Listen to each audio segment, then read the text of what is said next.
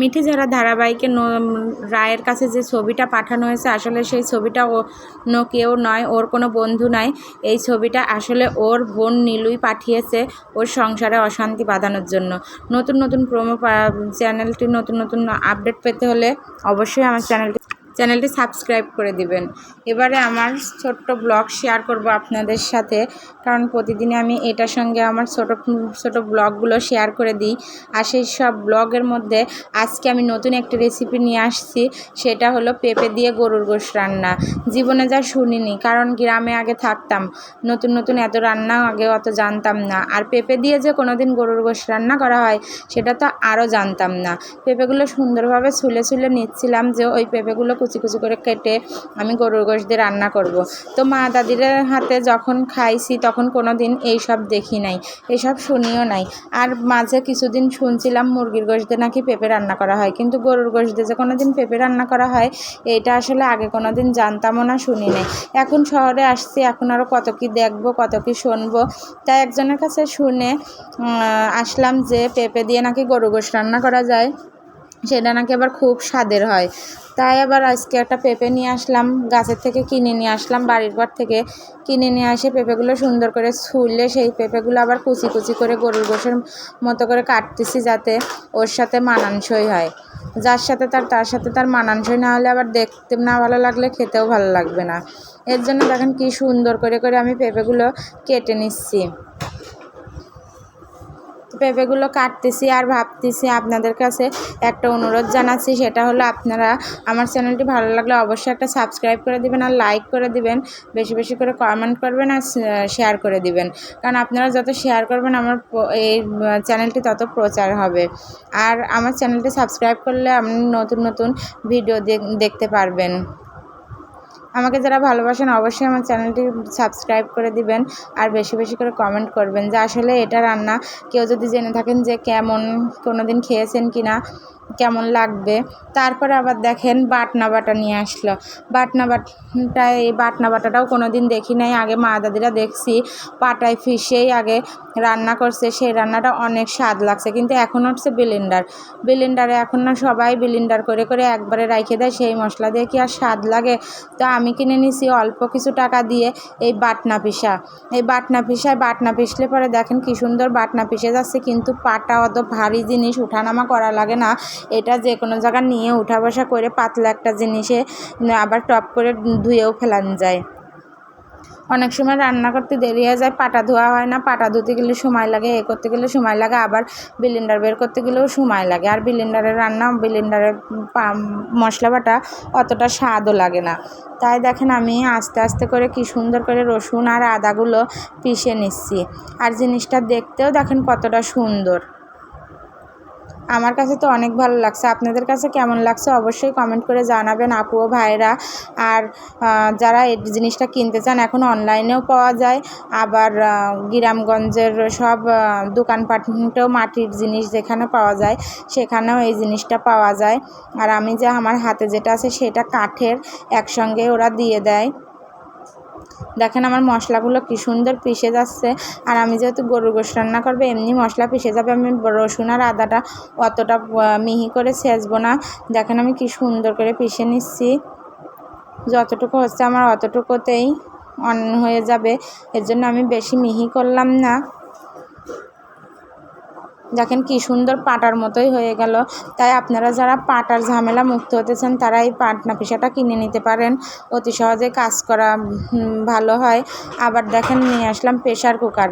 আগেকার রান্না চুলায় কড়াতে রান্না করতে, আর এখন সব প্রেশার কুকারে রান্না করে। তাই আমিও বসাই দিচ্ছি প্রেশার কুকারে, যাতে গ্যাস কম ফুরায় আর তাড়াতাড়ি রান্না করা হয়। তা আবার গোশগুলো আমি একটু জাল দিয়ে রাখছিলাম, যাতে গোশটা নষ্ট না হয়ে যায়, কারণ এই গোশটা অনেক দূর থেকে কুরবানির গোশ নিয়ে আসা, তাই একটু জাল দিয়ে নিয়ে আসছিলাম। আর নিচে কিছু চর্বি আছে, সেই চর্বি দিয়ে আর এই গোশটা দিয়ে আমি আজকে ওই পেঁপেটা রান্না করব।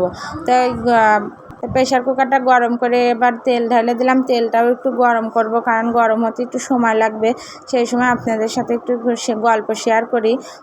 দেখেন যারা যেসব আপুরা মেসে থাকে, হোস্টেলে থাকে, তো অনেকে রান্নাবান্না করতে জানে না, ইউটিউব চ্যানেল দেখে রান্না করে, তাদের জন্য এই সবগুলো উপকরণ সব দেখায় দিই।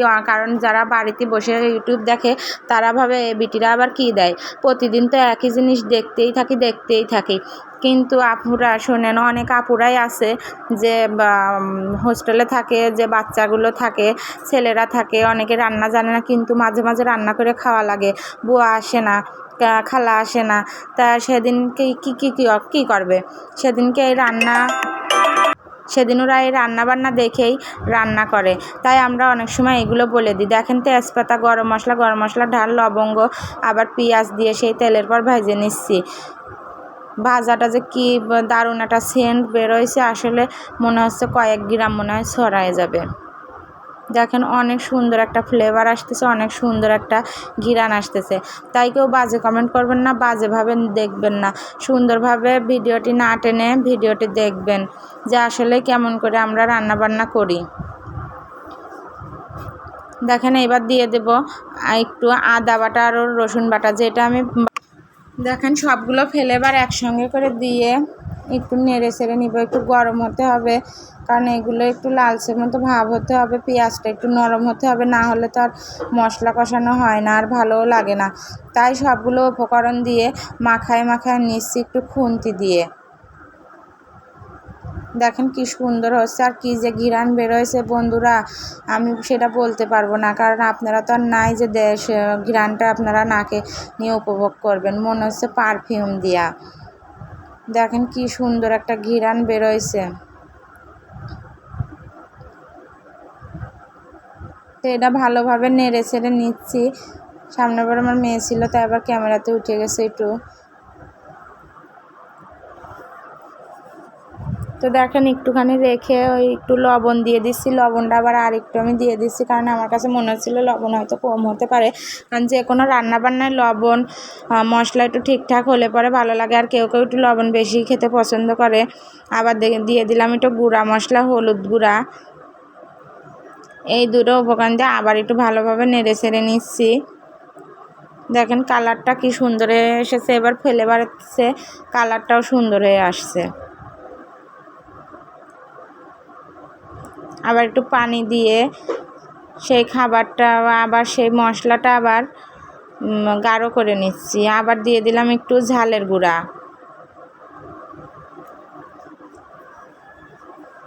দেখেন ঝালের গুঁড়া দিয়ে কি সুন্দর টকটক একটা কালার আসছে, দেখতেই মনে হচ্ছে খাই একটু ভাতের সাথে, গরম ভাতের সাথে, কারণ মশলাটা এত সুন্দর দেখা যাচ্ছে। দেখেন এবার দিয়ে দিলাম একটু ধনিয়ার গুঁড়া, আবার দিয়ে দেবো একটু জিরার গুঁড়া, গরম মশলার গুঁড়া, সব একসাথেই দিয়ে দেব, কারণ সব একসাথে দিয়ে একটু নেড়ে নিলে একটু ভালো হয়। এর জন্য আসলে আমি জানি না যে এই গরুর গোশত দিয়ে পেঁপেটা রান্না করলে কেমন স্বাদের হবে। আপনারা যদি কেউ জেনে থাকেন অবশ্যই কমেন্ট করে আমাকে জানায়েন যে আসলে এই পেঁপে দিয়ে গরুর গোশতটা কেমন লাগে। আর যারা জানেন না তারা এই রান্নাটা দেখে অবশ্যই একবার রান্না করে খেয়ে ট্রাই করে দেখবেন কেমন লাগে। আসলে আমিও বলতে পারতেছি না এটা কেমন লাগবে। তারপরে দেখেন আমি সেই গোশত নিয়ে আসলাম আর সেই চর্বিটুক নিয়ে আসলাম, নিয়ে এসে এবার প্রেশার কুকারের মধ্যে ঢেলে একটু নাড়াচাড়া করে প্রেশার কুকারটা একটু নাড়াচাড়া করে একটু কষায় নেব, কারণ প্রেশার কুকারের মধ্যে কষায় না নিলে তেল ভাসে আর ভালো লাগে না। এর জন্য একটু কষায় নিলে পরে অনেক সুন্দর লাগে। কষায় ঢেকে তারপর সিদ্ধ করে নিতে হয়, কারণ পেঁপের সাথে সিদ্ধ তো হবে না গরুর গোশত। পেঁপেটা আগে গলে পানি হয়ে যাবে, তখন দেখতেও ভালো লাগবে না, আর যে জিনিসটা দেখতে ভালো না লাগে সেই জিনিসটা আমার খেতেও ইচ্ছা করে না। দেখেন কি সুন্দরভাবে আমি কষায় নিচ্ছি।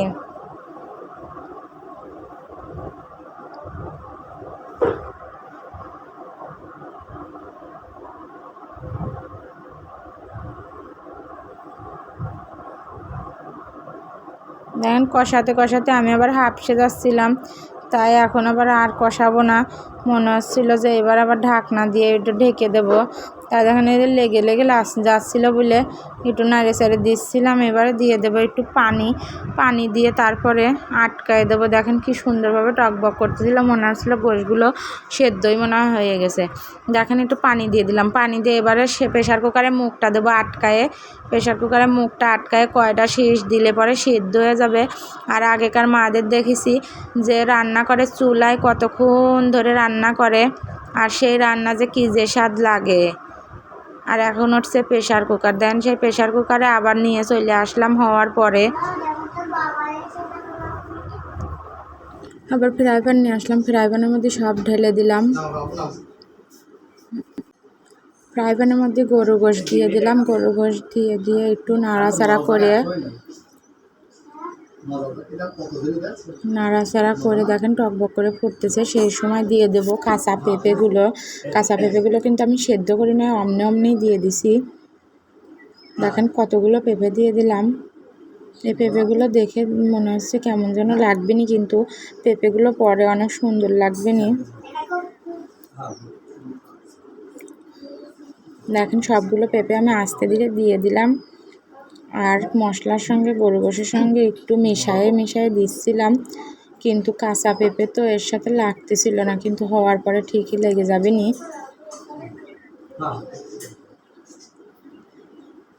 দেখেন আমি কি সুন্দর করে মাখায় দিচ্ছিলাম।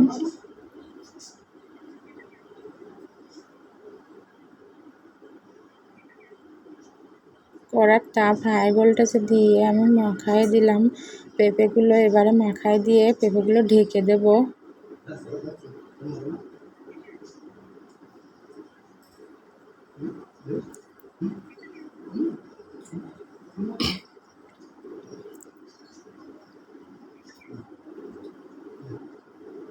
দেখেন ঢেকে দেওয়ার পরে কিছুক্ষণ পরে পেঁপেগুলো কি সুন্দর হয়ে গেছে, কারণ পেঁপেগুলো এখন সেদ্ধ হয়ে গেছে আর গরু গোশের সাথে মশলার সঙ্গে লেগে গেছে।